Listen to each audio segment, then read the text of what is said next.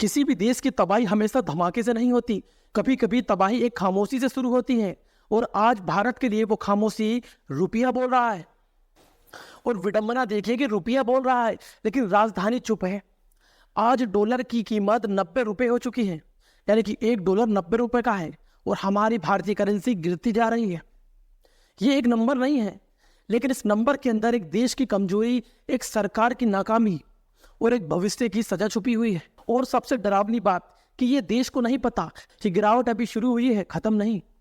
लेकिन हमारे देश का डंका बज रहा है, लेकिन दुनिया में नहीं, बस टीवी स्टूडियो में। देश का मीडिया स्टूडियो में बैठकर हमारे देश का डंका बजा रहा है, लेकिन रियल हालात नहीं दिखा रहा, लेकिन असली हालात नहीं दिखा रहा। हकीकत में भारत एशिया की सबसे कमजोर करेंसी बन चुकी है।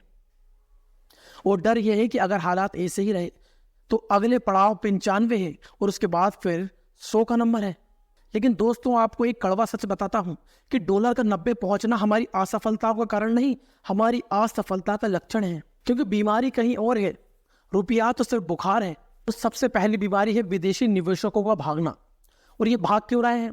क्योंकि उन्हें भारत पर सरकार से ज्यादा जोखिम दिख रहा है। सिर्फ 2 महीनों में 1.6 लाख करोड़ से ज्यादा का पैसा हमारे बाजार से निकल चुका है। और याद रखिए, निवेशक किसी देश से नाराज नहीं होता, वो सिर्फ डरता है। और जब डर बढ़ता है तो रुपया हमेशा टूटता है, उस देश की करेंसी हमेशा गिरती है, हमेशा उस देश की करेंसी की वैल्यू गिरती है। और इसके बाद अमेरिका ने जो 50% का टैरिफ लगाया था, इस पर इंडिया चुप था। भारत की सरकार इस पर बिल्कुल चुप्पी साधे हुई बैठी थी। निर्यात गिर रहा था, डॉलर की मांग लगातार बढ़ रही थी और रुपया धंसता जा रहा था। एक विकसित देश ने भारत पर टैरिफ लगाया और भारत सरकार उस समय बिहार की जीत पर प्रेस कॉन्फ्रेंस कर रही थी। देश बाद में देखा जाएगा, पहले चुनाव जीतना जरूरी है। वही बात करें जीडीपी के आंकड़ों पर, तो आईएमएफ ने भारत को सी ग्रेड दिया है, जीडीपी को नहीं।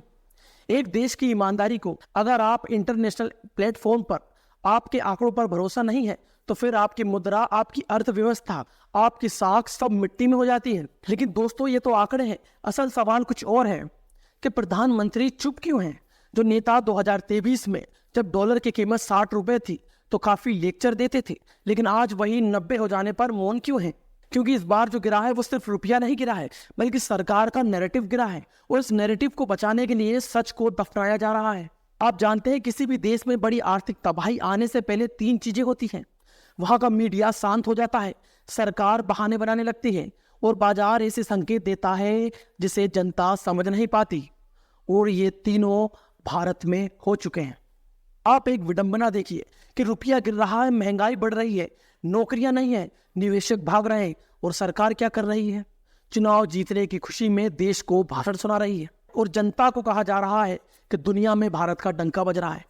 डंका महंगाई के बिल से नहीं बजता, डंका जीडीपी की रिपोर्ट से नहीं बजता, डंका मुद्रा से बजता है। और अगर आपकी मुद्रा कमजोर है तो आपकी अंतर्राष्ट्रीय साख झूठी है, वो फेक है। अगर पैसे का आउटफ्लो ऐसे ही चलता रहा ना, अगर वैश्विक जोखिम ऐसे ही बढ़ता रहा और अगर भारत ने अपनी नीति नहीं सुधारी तो संभव है कि रुपया सिर्फ 90 नहीं रुकेगा, ये बढ़ेगा, चढ़ेगा। और एक दिन भारत डर के साथ उठेगा जब डॉलर की कीमत 100 के पार होगी।